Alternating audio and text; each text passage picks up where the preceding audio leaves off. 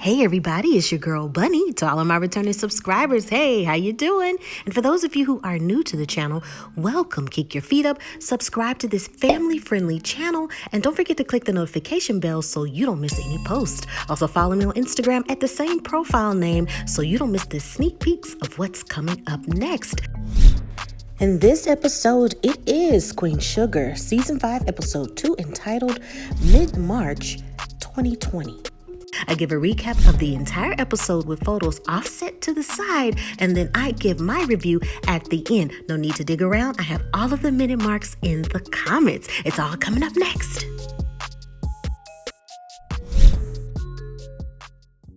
Darla and Ralph are in lover's bliss because if you can remember from the last episode, he proposed to Darla and he jokes saying they all look the same to me. Let me just get this straight. We have invitations for the wedding, engagement party invitations, and RSV cards. Are you sure we need all of that? Why can't we just send a group text to everyone? Such a guy response, right? But Darla is just like, this is our small but stylish wedding. Even though he doesn't understand what's going on, he's very happy and supportive of her. And Darla wants Ralph to have a dream honeymoon. And she suggests, I want this nice, beautiful wedding. You should have the honeymoon of your dreams. And Ralph explains that he would love to go to New York and see a show in one of those fancy Broadway theaters. And Darla says, I know this is a lot on you, and we have a lot going on, and you have a lot going on in your mind. And Ralph says, that's true, but I feel that we need to be happy. We owe this to ourselves to plan for our wedding and have a wonderful honeymoon. No matter what happens, we have each other, and we should just embrace this. We're not going to let anything determine our future and keep us sad. We're going to find joy where we are. Charley goes to see Parker Campbell, and the receptionist seems very shocked to see her there. Charley wants to know if there's a problem, and the receptionist clarifies that there's no problem. It's just that Miss Campbell cleared her schedule for the day. But Charley was more than welcome to have a seat so she can get an opportunity to clarify any miscommunications. But Charley stresses that her time is really important, just like Mrs. Campbell's time is very important. Charley continues to say to the receptionist that a phone call alerting her of the change is standard, but this behavior is substandard and unacceptable, and to please pass this message along. Charley calls Nova and says, wow, she was gone when I got there, cleared her schedule and everything. I think something's up. And Nova says, girl, you have an hour of free time. How about some self-care? Get a manicure or something, buy a latte and sit in the park. And Charlie's just like, oh, that sounds nice, but I'll have to go back to the office, so no thanks. And Nova says, well, how about a little counseling session? I need some advice. I'm meeting Calvin's mom and his kids for the first time today, and it's for a birthday party for his granddad. 2 of the 3 kids will be there, but his eldest is away at college. And Charley says, well, that's a good thing because, you can charm the young kids. So just relax, breathe, and just know everything's gonna be okay. Prosper helps Hollywood with some sorting and setting up, and Prosper's having some difficulty keeping up and jokes to Hollywood, hey, I'm going to have to charge you double time for doing all of this work.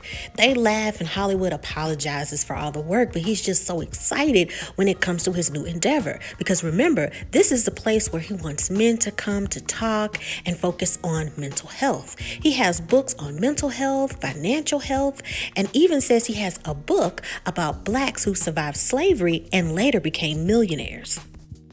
Prosper praises how this new place will be a wonderful spot for men to hang out and talk about serious issues. He even reminisces about how him and Ernest and some other guys used to get together every Thursday and just talk about random things, good and bad. And then he says everybody just slowly stopped coming around. He says that people stopped coming around because life hit them and maybe the importance of people getting together kind of fizzled. So this place is good because people need to come here when they got a lot going on. And Hollywood says, Prosper, you okay? And he expresses that he's worried about this virus he keeps hearing about on TV. And a situation like that, it's not good for old folk. But Hollywood says, it would have to go through me and a whole bunch of other people and St. Joe before it gets to you. And it brings comfort and a little smile to Prosper's face. Blue sits down with his mom to teach her a little chess because checkers is old and it's for suckers, and he's ready to move on and jokes about teaching his dad next. Darla shares that there's this management position that she's interested in at work, and even her boss is recommending her for it. She's realizing that she's had this fear of losing and it's keeping her from even trying. So she's excited for the future. Ralph congratulates her and says that we're going to claim it, that you have it already. Charley gets word that Parker left for New York with only a carry-on bag the night before, indicating that she left in a hurry. Tariq says that the airport is getting quieter and quieter, so he's grateful to have some additional work to do. And Charley wants to know, well, why would the airport be quiet? And he says that this virus kind of has everybody afraid to go and travel a little bit more frequently, so it's getting quiet.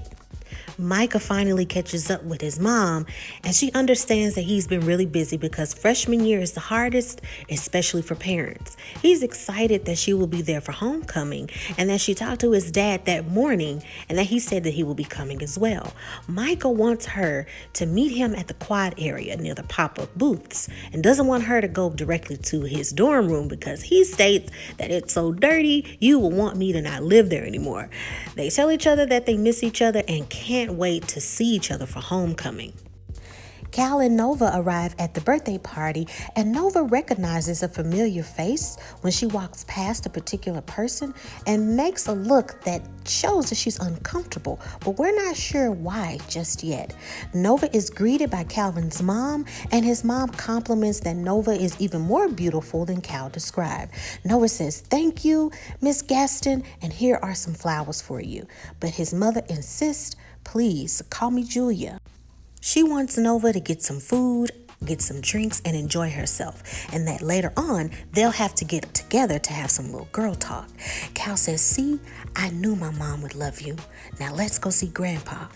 Calvin says hi to his grandpop and then introduces Nova to his granddad, and you could see that his grandfather's facial expressions drastically changes. Nova says, "Well, happy birthday," and hands him a gift.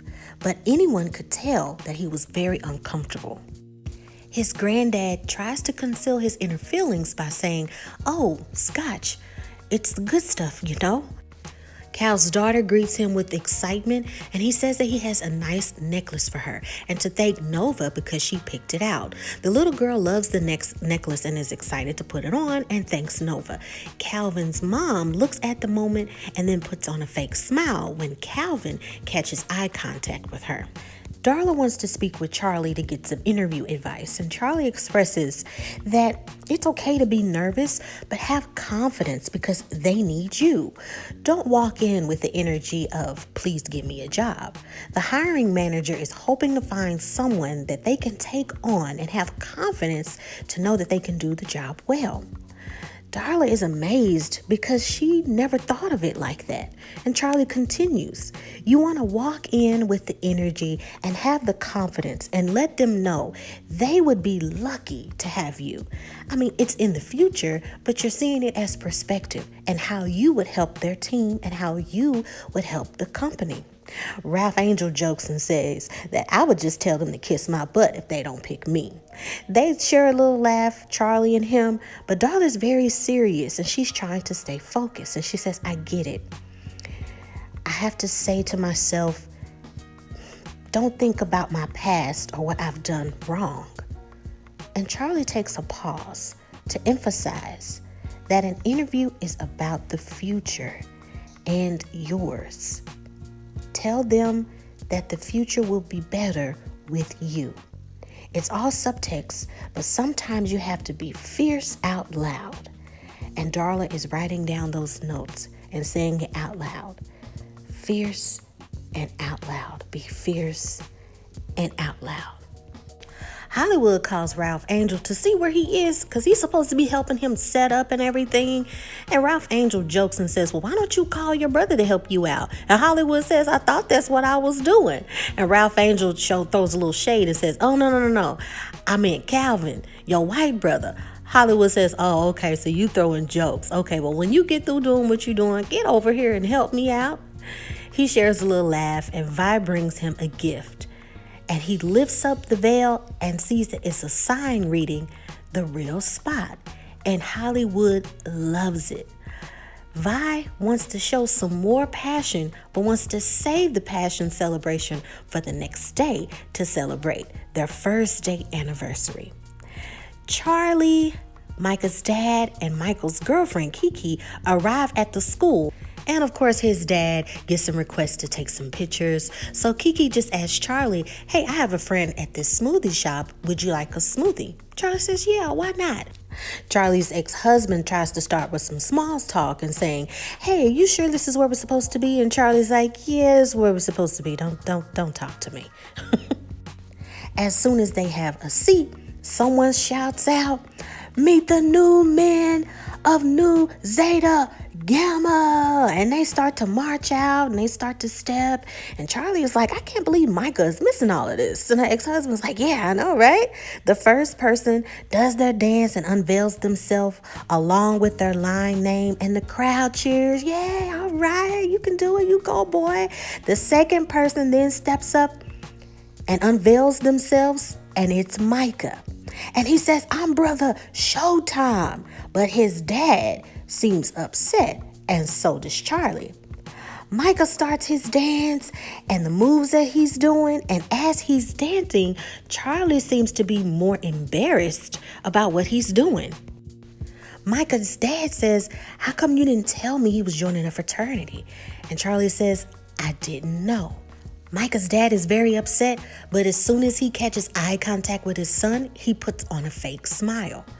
Micah looks at Kiki and sees that she's talking to another guy, but doesn't know it's her friend. Then Kiki turns around and sees him dancing with some of the girls as he's stepping with his frat brothers.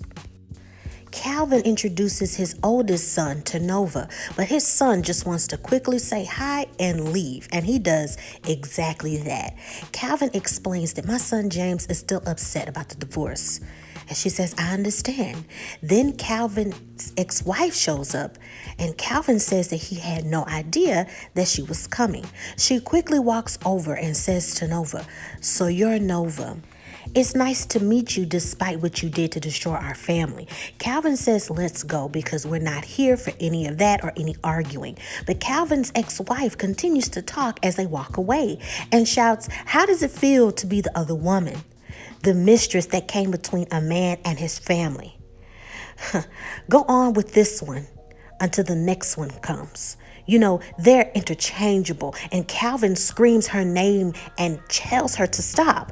His mom wants everybody to stop and calm down, but his ex-wife, continues and says, Nova, you didn't know Calvin has a very specific type, did you? It's always been a thing for him. This thing for the exotic, the blacker the berry, the sweeter, all of that. He really likes the dark-skinned girls.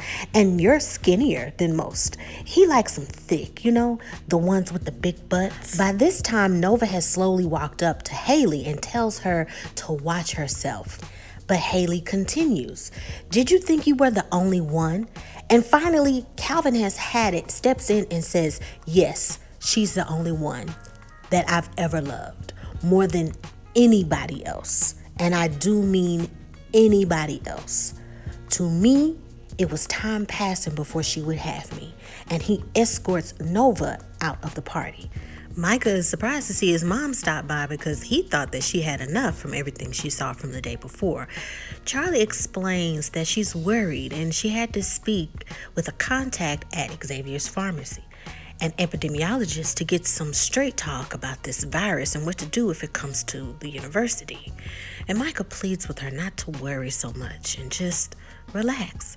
And she says that she brought him an apple fritter and cocoa if he still likes it, if that's still his favorite. And Micah says, is that your passive-aggressive way of expressing that you don't know what I like anymore? He says, you know what, Mom? I joined a fraternity. That's all. Charley didn't understand why he just didn't tell her. Why was it a secret? And why didn't he join his dad's fraternity? And Micah says, you know, I talked to a rep from my dad's fraternity and they didn't want me. So, Mom, you got to understand that I'm almost 20 years old and everything that I do, I don't have to consult you about it. Charley takes a beat to think about what he just said. And she says, you know, you're right. I will do my best and respect how you're growing and your decisions. I will do my best as your mom to respect your boundaries. Nova and Cal talk, and Nova says that she can't hide it anymore, that she's bothered. And she wants to know, how many black women have you been with? Do you have this thing, some fetish about black women? And how many before me? And Cal says, you know, how many? I mean, yes, I've been with other women before who are from all different types of ethnicities. And no, I don't have something, and no, it's not this fetish. And I've been with other people before you, just like you've been with other men before me. I love you. I don't have this thing, and I want to be with you. And I just want to make you happy, and you're the only one that I've ever loved. Micah takes a moment to talk with Kiki and wants her to know that he saw her talking to another guy and that he saw her looking at him dance with somebody else. And wants to know, does she have a problem with him dancing with the other girl? And Kiki says, I'm not bothered and I'm not tripping over what you do with your fraternity brothers. But Micah wants to know who was the guy that she was talking to. She explains that he's just a friend and he's in one of her classes. And he questions, well, what class? She tells him the class and says, you know, his dad has like this car shop and we talk from time to time and that's about it. And there's this awkward silence and nothing after. Ralph and Darla head to dinner while Blue is at a friend's house, and they hear on the radio about this increased COVID cases problem that's been hitting the U.S. and growing concerns. But Ralph doesn't want to hear it, and he thinks that it's just a cold or something. And Darla says, well, she heard that it's more harmful to older people and worries about Prosper. But Ralph tries to lighten the mood by turning up the radio and tells her, let's just have a good time tonight. And let's not let those things scare us right now. The next day, Charley receives several text messages from members of the council. One reading, the pandemic is serious, countries are shutting down. Another one, to what extent are they shutting down? Another reading, California and New York are closing schools. And then she scrolls down even further to see even more text reading, what does this mean for St. Joe? And Jackson says that an emergency statewide conference call briefing with the CDC starts in 15 minutes. Darla gives herself a pep talk in the mirror before heading to her interview. And she says, you will be lucky to have me, holding back tears. I've worked here for 3 years and I can probably do your job better than you. She continues to cry. You would be lucky to have me. My name is Darla Sutton. Pleased to meet you. And Ralph Angel interrupts and says, and they would be lucky to have you. You got this. Charley is on the conference call with the council members and the CDC, and you could hear the fright in everyone's voices. People are asking, how do we help? What are we supposed to do? And Charley wants to know, how do we help the elderly? How will this impact them? And a representative from the CDC says, yes, the elderly are more susceptible, but this goes across the board. Everyone in the population has its concerns. Society has to shut down. Spain and Canada have done so already in the past 2 days, and France just announced a lockdown. We are told that this is the state decision because the federal government won't make a decision. If New York and LA do it, so should we. Rethink. Once these areas come up in your municipal, your constituents must think about how you're going to reorient how people move in the public, in spaces. We recommend to just shut down for 2 weeks at minimum. Hollywood is dressed up and so excited. He's even dancing and cleaning up little here's and there's before Vi arrives because they are celebrating the anniversary of their first date. Vi shows up and they're reenacting their first date, laughing about what she said, laughing about what he did, how she had a bad attitude, and how he was just a little cocky. They are happy and they are just sitting together having a really, really good time. And Vi says that she's very, very excited about the years to come. Vi gets a phone call from Charley and jokes like, "Hey girl, I'm kind of busy. Can you call me back?" But Charley says no, it's important. We then see a montage of shots while we hear the voiceover of Charley. She says that it's getting worse and we've got to take some action. Calvin seems confused and says, "Well, the president said that it would disappear." And Nova says, "Sweetheart, he doesn't even read his daily briefings. I don't trust anything that he says." And he's just downplayed this whole thing. The NBA canceled their entire season, followed the money. Come on. This is $1 billion industry and they shut the entire season down. Something's going down. Something's up. We hear the continuance of Charley's voiceover. And she says, this virus is in Louisiana at alarming numbers. There's conflicting information about how it spreads and how to protect ourselves. Some say wear masks, some say keep those masks for medical professionals. But the state governments and everybody has to make those decisions. And it goes to us. We must take care of each other. St. Joe must look after each other. California issued a stay-at-home order, and so has New York, to shut down tomorrow. And our council has decided that we're not going to wait on the state, and we're going to take action. So we advise a shutdown. Vi's Pies will have to shut down, and I'm telling you now so you can get a jump on it. We're giving you time and our municipals to be prepared.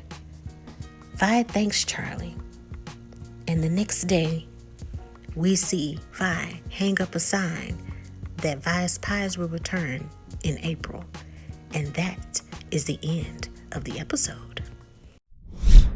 Another amazing episode, amazing writing, amazing acting, and also brilliant cinematography. The angles, the colors, the calms of every scene, absolutely beautiful. There's a lot of foreshadowing, unfortunately, when it comes to the character for Prosper. It's been mentioned too many times over and over again since the first episode that he has concern, that he's older. How will this affect people who are older? That elderly are more susceptible to this virus. So it's a lot of foreshadowing with this character. And I think that they're giving us this foreshadowing bell, letting us know that unfortunately something might happen to Prosper. It's just too much of a coincidence that they keep mentioning this, that he's around the family a lot, that he's helping. A lot of the time with writing, they try to pull in the character as best as they can so the audience can have an emotional connection. So if something happens with the character, we have the crescendo of emotion and sadness. So I really predict and think that they're giving us foreshadowing that unfortunately something will happen to Prosper. Parker, where you at, girl? Where you at? Did you get some word before everybody else? Is she going back to her hometown? Is she from New York? Did she receive this information and she wanted to hurry as quickly as she could to check on family?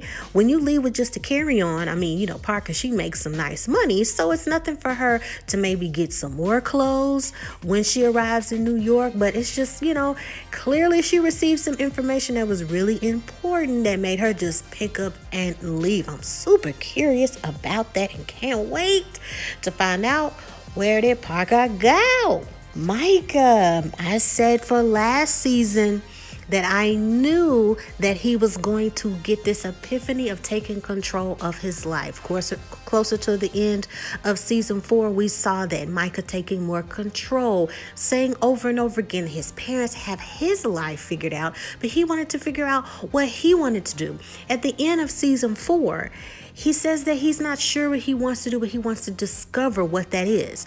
Once he came to that discovery of what he wanted to do and how he wanted to develop his career, Charley seemed very upset and angry, as if what he wanted wasn't good enough. What she wanted was for him to go to Harvard. I mean, who doesn't want to go to Harvard? I mean, come on. But just like birds, right? You teach them, you feed them, and then, you let them fly. I'm not a parent, but I can only imagine how difficult it is for any parent to let go. And also after the divorce between Micah's parents, that it's a lot on Charley, the moving, the scandal, all of that. So she's gone through a lot. So she's dealing with her son, making the decision to change what he wants to do, change the school, not wanting to fall into the footsteps of everything his parents think that's what's best for him. So she's loosening the knowledge of saying, I've got to just let him be a man. He's a young man. Let him make those decisions. He's in school. He's like, Mom, it's just a fraternity. And he had his own reasons why he kept it to himself, because he probably didn't want that pushback from his parents. You saw in the episode their facial expressions when he came out with the other fraternity. It was like disappointment instead of happiness. And I'm sure Micah recognized that and was really disappointed that, wow, my parents can't even be excited for me for this fraternity that I've picked out. Also in this episode, it's very evident that Kiki and Micah will have some relationship strain. She said he just a friend. I don't know. That awkward silence as they talked seemed really, really weird. Maybe they're going to grow apart, and maybe their high school love will dwindle, but you do see some tension with that. Nova and Calvin. It reminds me of the character from Kill Bill when she said to Beatrix Kiddo, you didn't think it was going to be that easy, did you? Tricks are for kids. Did they really think that they were going to just hold hands and skip into the sunset as if they weren't having an affair when Calvin was married? Like, are you serious? To think that, I can just show up at a family event and everybody at the event would just be okie-minokie just because they've had a divorce. No, Nova. No. And Calvin really has just been throwing me all types of flags, just terrible red flags all over the place since the very beginning. That you go home and you lie to this person every day, and the fact that he says that this is the first person that he's loved, it made me think of two things. Either you're a wonderful actor, liar, right? You're coming home every day and you're seeming like you're happy. We saw moments where he would go home and hug and kiss his wife and hug his children right after sleeping with Nova, right? So it just goes to show, like, wow, were you telling her the same thing?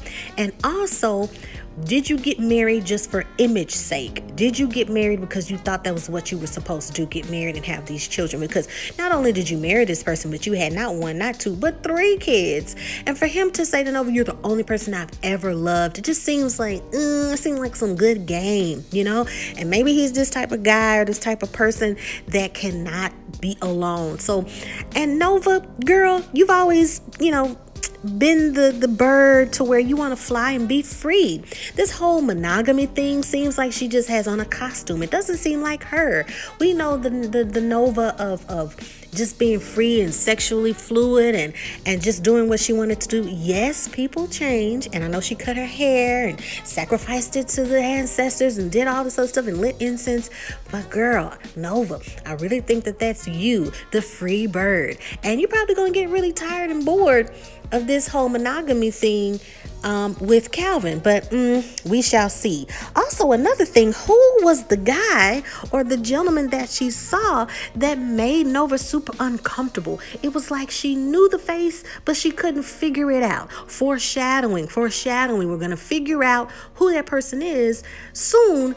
And also, why they're there chilling and kicking it with Calvin's family. Are they in some weird stuff that Nova had to deal with in the past? So clearly we're going to revamp that, and that's going to cause even more static in this new relationship, so whatever you want to call it, that they have. So really, really, really interesting. Nova has always wanted what she can't have, and I just really think that this so-called relationship that they're trying to make work it's just gonna fizzle. I mean, it should. I mean, you guys were, messing around and this guy was married. So some people, would see it like, oh, at the birthday party, he stood up for Nova, and he said, "You're the only woman I ever loved." But wait a minute, you got the kids there, the family's there, you bringing the mistress. And I know y'all in a relationship now, but y'all divorce is like fresh. I mean, the ink is still wet on the paper, and y'all thinking y'all could just kick it with the family and get the necklace, not necklace, the necklace for the daughter, and everything's okay. Come on now. Stop it. It was just all off, and I didn't see it as this heroic moment. I thought they looked stupid. I said in episode 1, you guys, in the last review, that I think when it comes to Darla, it's the calm before the storm. I said in episode 1 that Darla's loving the being in love, things being great, being with her son. But for some people, that is not their norm. That is not their norm. A lot of people are used to mess. And I honestly think that underneath it all, Darla is scared to death. I think she is absolutely just in the midst of it all and so confused. When she said to Charley that, oh, I get it in the interview, I'll say, not to think about my past and to look at my wrongs. She's still fighting herself, and unfortunately, I think they're showing us more foreshadowing and calm before the storm with this character. Ralph Angel is in this loop, skipping down rainbows and just so happy. Blue is happy, but we also have to be realistic and think that people can relapse, unfortunately.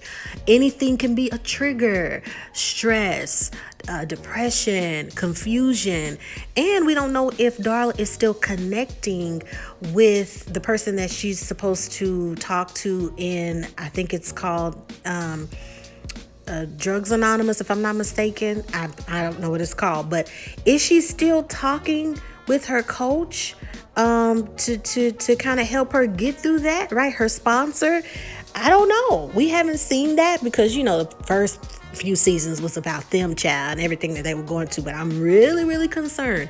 The way she held back those tears and said, "You'll be lucky to have me." She was fighting those tears. She was trying so hard to believe what she was saying. And I'm kind of scared, y'all. I'm scared that Miss Darla will have, unfortunately, a relapse or really something strange, or I don't know. I'm worried. But also, as I mentioned in episode 1, that when it came to the virus, we saw characters be passive with it, meaning as long as it was somewhere else, there really wasn't a concern. People would hear it on the radio, cut the radio off. People see it on TV and like, oh, that's way over there, cut the TV off. And now, since it's getting closer to home, Washington State, it was getting closer and closer and closer, then there was the concern. This is a psychological aspect to look at, that when it's something that doesn't affect you directly or the people that you love, people become passive. And now that it's close to people that they love and where they are, now that there's a concern. Psychologically, as a human race, that's something that we all have to work on. Having concern, even when it doesn't affect you directly, because the psyche behind it is, if you keep ignoring something that affects other people, eventually it will be in your backyard. Amazing writing, and I absolutely loved it. It also shines light on the fact of the uncertainties and someone being frightened of that, because we see that in this episode that people are thinking it will pass over. This is something they can get through, and by having the sign saying that they will return April 2020. But in actuality, in real life, it was daunting because we have those same uncertainties with the virus, and here it is now, February 2021. Let me know what you thought about this episode. Thank you so much for watching.